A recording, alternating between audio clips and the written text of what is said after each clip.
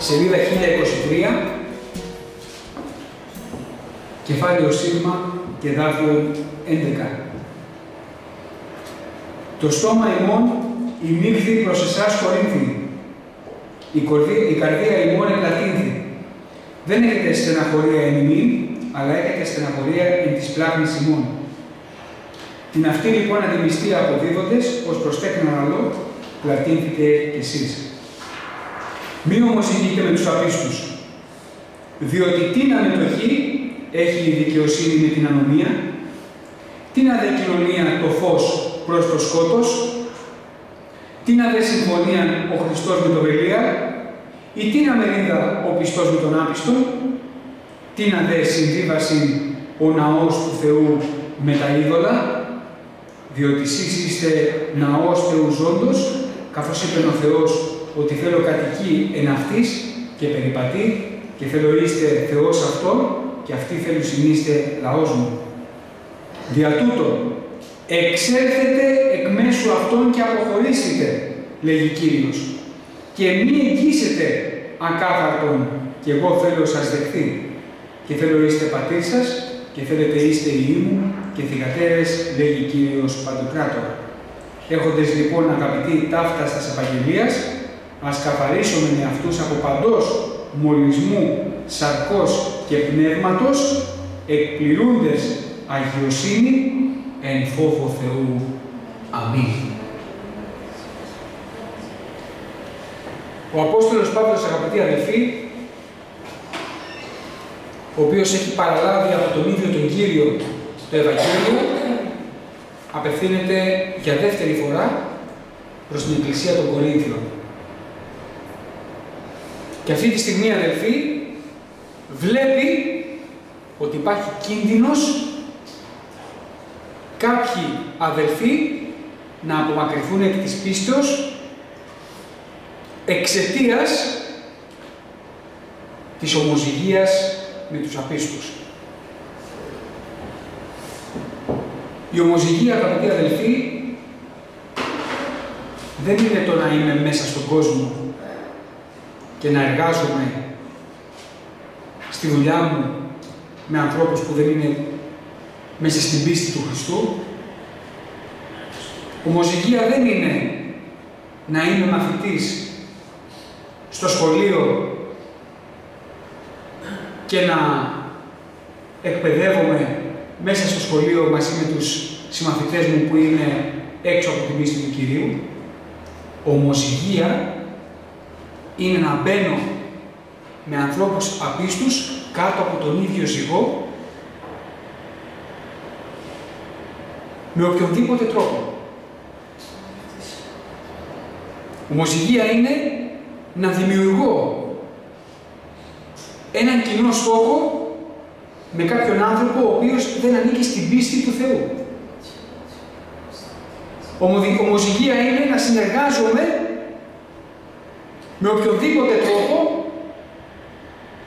με ανθρώπους οι οποίοι είναι έξω από την πίστη του Θεού. Ομοζυγία είναι να ψάχνω να δημιουργήσω κοινούς στόχους, όπως είναι για παράδειγμα η οικογένεια, με ανθρώπους έξω από την πίστη του Θεού. Και εδώ πέρα, αγαπητοί αδελφοί, ο Κύριος, όπως στο Σολομώντα, κρούει τον κόδωνα του κινδύνου. Και του λέει του Σολομώντα, πρόσεξε, γιατί πλέον έχεις μπει σε ομοζυγία με ανθρώπους τους οποίους εγώ δεν λείπομαι και η συνέχεια σου δεν θα είναι καλή. Και πήγε 2 φορές ο Θεός στο Σολομώντα. Και το ίδιο, αδελφοί, κάνει ο Κύριος και σε εμάς σήμερα. Στον κάθε έναν από εμάς ξεχωριστά. Ντίνο, πρόσεξε με ποιον πας να ομοζυγίσεις. Αδελφέ μου, αδελφή μου, πρόσεξε με ποιον πας να ομοζυγίσεις. Η ομοζυγία αυτή δεν έχει καλό αποτέλεσμα. Δεν θα φέρει ευλογία στη ζωή σου, όσο και αν νομίζεις ότι είναι καλό.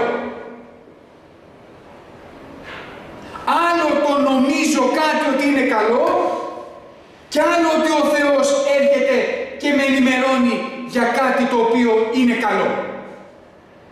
Εάν θέλεις να είσαι σίγουρος και σίγουρη για αυτό που κάνεις, πέσε στα γόνατα και προσευχήσου. Μην κρίνεις εκ των φαινομένων. Ο Σολομών έκρινε εκ των φαινομένων. Είμαι γέρος και περνάω καλά. Νόμιζε ότι όπως περπάτησε με σοφία Θεού μέχρι εκείνη τη στιγμή, ακόμα τα πράγματα θα του πηγαίνουν καλά. Νόμιζε. Αλλά δεν έβλεπε ότι ο Θεός πλέον έχει απομακρυνθεί. Δεν το εννοούσε, γιατί αυτή η προσκόλληση που είχε εις τους ξένους θεούς του έφερνε ικανοποίηση στην καρδιά του. Το θέμα δεν είναι λοιπόν, αδελφοί αγαπητοί, να ικανοποιείται η καρδιά μου. Το θέμα δεν είναι να ικανοποιείται το θέλω μου, η επιθυμία μου και οι προσωπικές μου επιδιώξεις. Το θέμα δεν είναι να ικανοποιούμε εγώ και να λέω καλά τα κατάφερα, καλά περνάω, καλά είμαι, καλά απολαμβάνω. Το θέμα είναι να δω και να σκεφτώ και να πω, ο Κύριος είναι μαζί μου. Ο Κύριος είναι μαζί μου στα έργα μου, στην καθημερινότητά μου. Αυτό που κάνω στην καθημερινή μου ζωή ευαρεστεί τον Θεό έτσι ώστε να είναι δίπλα μου. Οι προσωπικές μου επιδιώξεις κάνουν τον Κύριο να είναι χαρούμενο μαζί μου, ή μήπως τελικά η καθημερινότητά μου υπηρετεί τα έργα του σκότους. Και ρωτάει ο Λόγος του Θεού, διότι τι αμετοχή έχει η δικαιοσύνη με την ανομία? Τι μετοχή έχει, τι κοινό πράγμα έχει η δικαιοσύνη με την ανομία? Κανένα κοινό, αδελφοί. Το ένα άκρο και το άλλο άκρο. Τι κοινωνία έχει το φως με το σκοτάδι?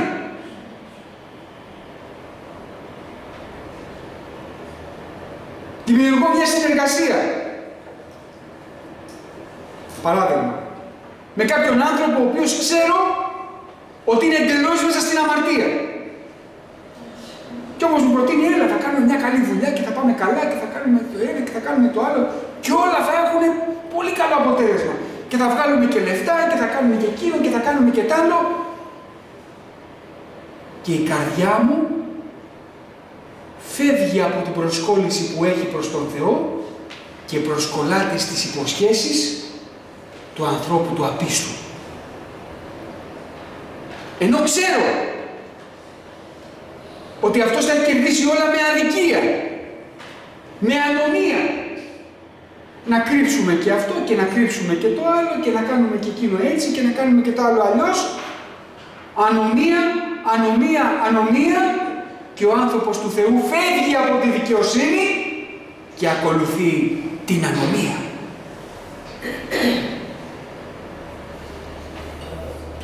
Και ο άνθρωπος του Θεού φεύγει από το φως και μπαίνει στο σκότος. Και τελικά φτάνουμε και στην τελευταία ερώτηση. Τι να δε συμφωνία ο Χριστός με το Βελίαν? Ποια είναι η συμφωνία του Χριστού με το διάβολο? Καμία, αδελφοί. Καμία, αδελφοί. Πρόσεξε λοιπόν, αδελφέ μου, αδελφή μου, ποια είναι η επιθυμία της καρδιάς σου.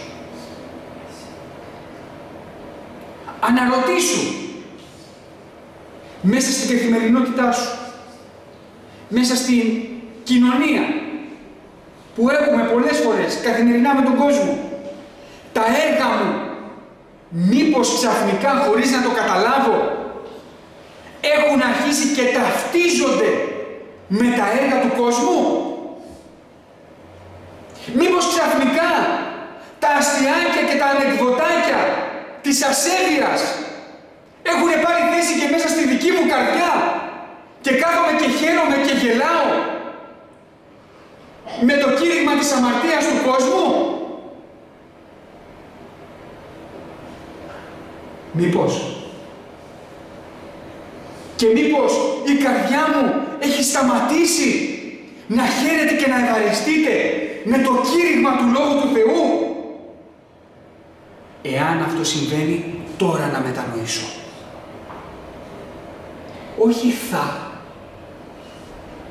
Όχι θα επιστρέψω. Μήπως η καρδιά μου τελικά έχει αφήσει την ομορφιά του Χριστού και κυνηγάει ξένες ομορφιές έξω από την παρουσία του Θεού? Τότε είμαι σε κίνδυνο. Και ο Θεός σήμερα, όπως το Σολομώντα, έρχεται να με ξυπνήσει και να με ταρακουνήσει και να μου πει πρόσεξε, γιατί έχει συνηθίσει στα πράγματα του κόσμου και κοίταξε να ξεσυνηθίσεις για να ξαναέρθω εγώ και η παρουσία μου στη ζωή σου. Γιατί δεν μπορεί ο Θεός, αδελφοί, να έρθει και να κατοικήσει στη ζωή μου εάν μέσα μου κατοικεί ξένος Θεός. Και ο ξένος Θεός, αγαπητοί αδελφοί, μεταφράζεται με πάρα πολλούς τρόπους. Σήμερα στη ζωή που ζούμε και στις ημέρες που ζούμε, οι ξένοι θεοί δεν είναι η Αστάρτη, δεν είναι ο Χεμός, δεν είναι ο Μελχόμ όπως διαβάσαμε στο Σολομώντα, αλλά σήμερα οι ξένοι θεοί ξέρετε ποιοι είναι? Η δόξα, η ομορφιά, η επιτυχία, το κοινωνικό γίγνεσθε, το να φαίνομαι και το να είναι κάποιος μέσα σε αυτόν τον κόσμο. Μη γέννητο να είναι κάποιος σε αυτόν τον κόσμο. Γιατί αν γίνω κάποιος σε αυτόν τον κόσμο, τότε θα έχω και τα αποτελέσματα αυτού του κόσμου. Εάν όμως ξεχωρίζω τη ζωή μου από αυτόν τον κόσμο, τότε ευλογία είναι σε μένα. Γιατί ευαρεστεί το Θεός μέσα μου και έρχεται και κατοικεί πλουσίως εντός μου. Μη φοβάσαι αν διαφέρεις. Μη φοβάσαι αν υπάρχουν διαφορές μεταξύ εσού και του κόσμου. Αυτό είναι ευλογία. Και θα διαφέρουμε, αδελφοί, από τον κόσμο. Γι' αυτό είμαστε το αλάτι της γης. Γιατί διαφέρουμε. Γι' αυτό είμαστε το φως του κόσμου. Γιατί είμαστε φωτεινοί. Να φοβόμαστε εάν δεν είμαστε το φως του κόσμου. Γιατί αν δεν είμαστε το φως του κόσμου, τότε ξέρετε τι είμαστε? Σκοτάδι. Σκοτάδι. Ο Σολομών από φως έγινε σκότος. Από φως στην παρουσία του Θεού έγινε σκοτάδι στην παρουσία των ξένων θεών. Που δεν υπάρχουν. Που δεν υπάρχουν. Εθυμίαζε και εθυσίαζε σε θεούς που δεν υπάρχουν. Και η δόξα και οι θεοί του κόσμου αυτού στις ημέρες μας, αδελφοί, ξέρετε τι είναι? Ψέμα. Ματαιότης. Ψεύτικοι θεοί. Η δόξα σήμερα έρχεται και αύριο φεύγει. Ο άσωτος Υιός πήγε γεμάτος δόξα και χρήματα στις τσέπες από το σπίτι του πατέρα. Πήγε στη γη τη μακρά. Πρώτος. Όλοι απολάμβαναν μαζί του. Θα πάμε μαζί εδώ με τον Υιό εδώ πέρα που έχει και λεφτά και τα περάσουμε καλά. Όμως έφτασε η ώρα που ο Υιός αυτός άρχισε να στερείται και τότε ξέρετε τι συνέβη, έμεινε μόνος. Και προσπαθούσε να χορταστεί από τα ξυλοκέρατα που έτρεβαν τα γουρούνια, αλλά και ακόμα και από αυτά δεν τον αφήνανε να φάει. Αδελφοί αγαπητοί, να προσέξουμε με ποιον ομοζυγούμε. Και αγαπητοί αδελφοί, η ομοζυγία δεν είναι τα μικρά πράγματα και το πώς θα ντυθώ ωραία για να είμαι όμορφος. Δεν είναι αυτό η ομοζυγία, αδελφοί. Η ομοζυγία ξεκινάει από την καρδιά. Από εδώ ξεκινάνε όλα. Υπάρχουν άνθρωποι που κάνουν τα πάντα και προσκυνούν τους πάντες προκειμένου να καταξιωθούν σε αυτή τη γη. Και χάνουν το νόημα του Κυρίου. Έχουμε γνωρίσει ανθρώπους μέσα στην Εκκλησία που για χάρη της δόξας, του πλούτου και του κοινωνικού γίγνεσθε αφήσαν την παρουσία του Θεού και τρέχανε σαν σκυλάκια κατόπιν ξένων θεών. Μη γέννη το αδερφή ο άνθρωπος του Θεού να αφήσει την παρουσία του Θεού για ξένα πράγματα. Την ασυμβίβαση, λέει ο Λόγος του Θεού, έχει ο ναός του Θεού με τα είδωλα. Γιατί ο κάθε ένας από εμάς, αδελφοί αγαπητοί, είναι ναός του Θεού. Είσαι και είμαι ναός του Θεού. Πρόσεξε λοιπόν, πού πηγαίνεις το ναό του Θεού στην καθημερινή σου ζωή. Πρόσεχε που αναπαύεις το ναό του Θεού στην καθημερινή σου ζωή. Πρόσεξε που βρίσκεις καταφύγιο. Πρόσεξε τις πράξεις σου. Πρόσεξε τα θέλω σου, τις επιθυμίες σου και εν τέλει την καρδιά σου. Αγαπητοί αδελφοί, αυτό που θέλει ο Θεός είναι αυτό που διαβάσαμε στην αρχή του κεφαλαίου Ζ. Έχοντες λοιπόν αγαπητοί ταύταστας επαγγελίας, ας καθαρίσουμε εαυτούς από παντός βολισμού σαρκός και πνεύματος, εκπληρούντες αγιοσύνη εν φόβο Θεού. Ξεκίνα να εκπληρείς και να εκπληρώ αγιοσύνη. Ό,τι άλλο προσπαθώ να εκπληρώσω σε αυτόν τον κόσμο, ενδεχομένως και να το εκπληρώσω. Αλλά θα παρέλθει, αδελφοί. Γιατί ό,τι υπάρχει στον κόσμο αυτό είναι προσωρινό, πρόσκαιρο και δεν εργάζεται αιώνιο βάρος δόξης. Αλλά όταν εκπληρώ αγιοσύνη μέσα στο φόβο του Θεού, αυτό εργάζεται την ευλογημένη ζωή μέχρι τέλους. Μέχρι τέλους. Και όπως ξέρουμε ότι λέει ο Λόγος του Θεού, ο υπομείνας έως τέλους, αυτός θα ζήσει αιωνίως. Αγαπητοί αδελφοί, να εξητήσουμε με όλη μας την καρδιά τον Κύριο. Μη φοβάσαι αν έχεις κάνει λάθη στη ζωή σου. Μη φοβάσαι τα λάθη σου. Ο Κύριος έχει τη δύναμη το λάθος να το μετατρέψει σε τέλεια ευλογία. Αυτό που πρέπει να φοβάμαι και να φοβάσαι είναι την καρδιά μου τώρα. Για να μην κάνω λάθος ξανά. Για να μην πέσω ξανά. Και αν κάτι δεν μπορείς από μόνος σου να το αποφύγεις, ζήτα βοήθεια. Ζήτα βοήθεια από τον Θεό. Ο Κύριος είναι έτοιμος να έρθει να σου τη δώσει τώρα.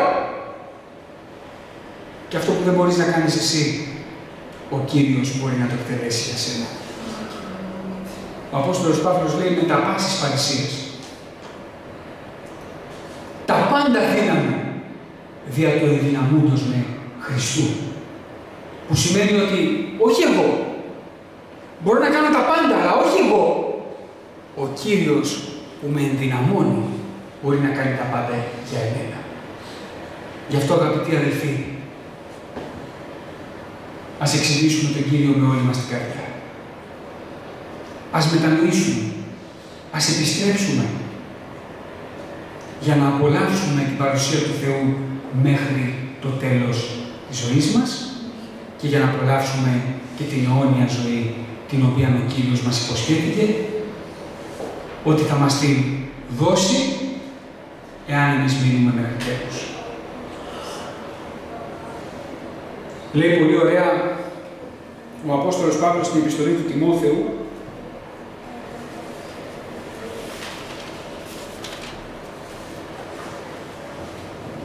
στη 1055 σελίδα, αν θέλετε να το δούμε από μέσα, Τιμόθεου δεύτερη επιστολή, κεφάλαιο δεύτερο, δίτα κεφάλαιο και γράφει 22.